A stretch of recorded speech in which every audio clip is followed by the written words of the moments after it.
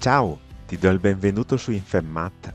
In questo tutorial analizziamo la sintassi della funzione di ricerca e riferimento dati ordina per di Excel, che permette di ordinare un intervallo, una matrice o una tabella in base ai valori presenti in uno o più intervalli corrispondenti, fino a 126.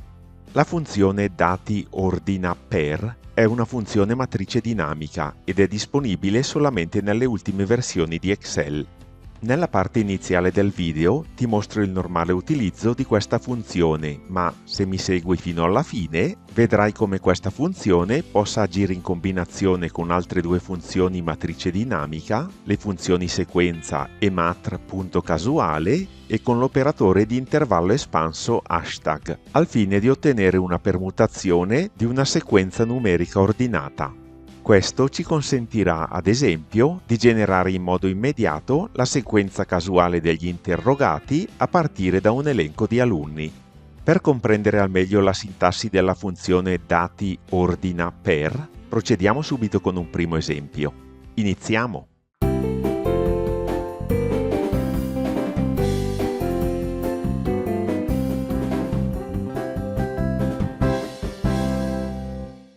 Dobbiamo riordinare il database delle vendite settimanali, prima per capo d'abbigliamento, poi per colore ed infine per fatturato in senso decrescente. La funzione dati ordina per, la cui sintassi è la seguente, consente di ordinare una matrice in base a più criteri. I primi due argomenti sono obbligatori, tutti gli altri facoltativi. Il primo argomento della funzione è la matrice da ordinare. Selezioniamo dunque la cella G5 ed inseriamo la funzione uguale dati, scegliamo la funzione dati ordina per con un doppio clic e come primo argomento selezioniamo la matrice da ordinare senza le intestazioni. Utilizziamo ora il pulsante FX. Dobbiamo ordinare la matrice prima per capo di abbigliamento. A differenza della funzione dati ordina, non va indicato il numero di colonna, ma va selezionata la seconda colonna della matrice. Siccome l'ordinamento non è specificato, supponiamo che sia crescente e digitiamo 1. Successivamente dobbiamo ordinare per colore e dunque, come quarto argomento, selezioniamo la colonna colore, la terza colonna della matrice, sempre con ordinamento crescente e dunque 1. Siccome non sono visibili i campi successivi, premiamo Tab in modo da visualizzare il sesto campo di inserimento. Ora dobbiamo ordinare per fatturato in senso decrescente. Selezioniamo dunque la quinta colonna della matrice. Premiamo nuovamente Tab e inseriamo -1 per avere un ordinamento decrescente. A questo punto confermiamo con OK e come puoi notare, prima è stato ordinato in base al capo di abbigliamento, prima tutti i jeans e poi tutte le t-shirt, poi in base al colore, ad esempio prima i jeans bianchi, poi quelli blu, poi quelli neri e poi quelli rossi. E successivamente consideriamo ad esempio i jeans blu. Come puoi notare, sono stati ordinati in base al fatturato in senso decrescente e questa cosa è valida in base ad ogni categoria. Riepilogando, nella funzione dati ordina per, il primo argomento è la matrice da ordinare e poi per 126 volte si può decidere come ordinare la tabella, selezionando prima la colonna in base a cui ordinare e poi specificando il tipo di ordinamento. E questo lo puoi vedere anche negli argomenti successivi: colonna, tipo di ordinamento, colonna, tipo di ordinamento. Vediamo ora come possiamo utilizzare questa funzione in abbinamento con altre funzioni matrice dinamica per ottenere una permutazione. In questo modo, dato un elenco di allievi, riusciremo a creare un elenco casuale da utilizzare per le interrogazioni. Il nostro obiettivo dunque è quello di creare una permutazione dell'elenco degli allievi. Innanzitutto dobbiamo assegnare ad ogni allievo il suo numero di registro. Lo possiamo fare mediante la funzione sequenza. Digitiamo dunque uguale sequenza, selezioniamo la funzione sequenza e come argomento scriviamo 20, poiché sono 20 gli allievi della classe. Utilizzare la funzione matrice dinamica sequenza al posto che scrivere manualmente i numeri è di fondamentale importanza, poiché alleggerirà tutte le formule successive. Dobbiamo ora creare una permutazione casuale di questi 20 numeri. Possiamo ottenerla mediante la seguente formula, che dopo ti spiegherò passo per passo. Mi posiziono in cella D5 e inserisco la formula.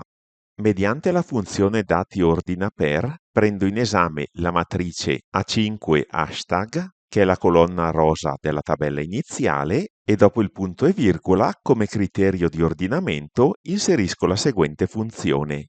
La funzione conta valori conta quante sono le celle dell'intervallo rosa della tabella iniziale. Infatti il suo argomento, l'intervallo espanso A5 hashtag, si riferisce proprio a tutta la colonna rosa. Selezionando l'argomento della funzione matrice casuale e premendo F9, possiamo notare che la funzione conta valori individua l'esatto numero delle celle rosa, 20. Annulliamo con CTRL Z e vediamo ora cosa produce la funzione matrice casuale. Copio un attimo la formula, CTRL C e premo invio. Inserisco ora la formula qui in una cella a destra. Digito uguale e incollo la formula appena copiata, CTRL V. Premo invio e noto, come abbiamo già visto in un video precedente, che la funzione matr.casuale produce una matrice di numeri casuali compresi fra 0 e 1, nel nostro caso 20 numeri casuali. La funzione inserita in precedenza, dunque, riordina questa sequenza di numeri in base a un'altra sequenza di numeri, una matrice di 20 numeri casuali, che non è questa che vedi, ma è quella inserita all'interno della funzione. Come puoi notare, premendo il tasto F9 produce permutazioni casuali dei numeri che vanno da 1 a 20. A questo punto, mediante la funzione cerca x, possiamo associare ad ogni numero lo studente corrispondente. La formula è la seguente: mi posiziono in cella E5 e digito uguale, cerca x, seleziono la funzione che mi interessa, come valore da cercare seleziono la cella D5 seguita dall'operatore hashtag, digito punto e virgola per passare al secondo argomento e come matrice ricerca seleziono la cella A5 sempre seguita dall'operatore hashtag, in modo che l'intera colonna venga selezionata. Digito di nuovo punto e virgola e per inserire la matrice restituita seleziono tutta la colonna azzurra della tabella iniziale. In questo caso non posso utilizzare l'operatore hashtag poiché questo funziona solamente quando all'interno della cella è inserita una formula matrice dinamica, ad esempio sequenza, oppure in quest'altra cella la formula dati ordina per. Chiudo la parentesi e premo invio e in un attimo ottengo la sequenza casuale dei nomi che varia ogni volta che premo il tasto F9. Come avrai notato, quando utilizzi le formule matrice dinamica, l'operatore hashtag alleggerisce notevolmente la sintassi delle formule, poiché è sufficiente selezionare una cella ed utilizzare tale operatore per selezionare l'intera colonna. Per oggi è tutto. Io ti ringrazio per aver seguito il video fino alla fine, ti invito a lasciare un like se ti è piaciuto, a commentare e a condividerlo con gli amici e naturalmente a farmi domande se qualcosa non ti è chiaro. Se non l'hai già fatto, ti invito a considerare l'opportunità di iscriverti al canale in modo da rimanere sempre aggiornato sulle mie nuove pubblicazioni. Ti aspetto nel prossimo video. Ciao!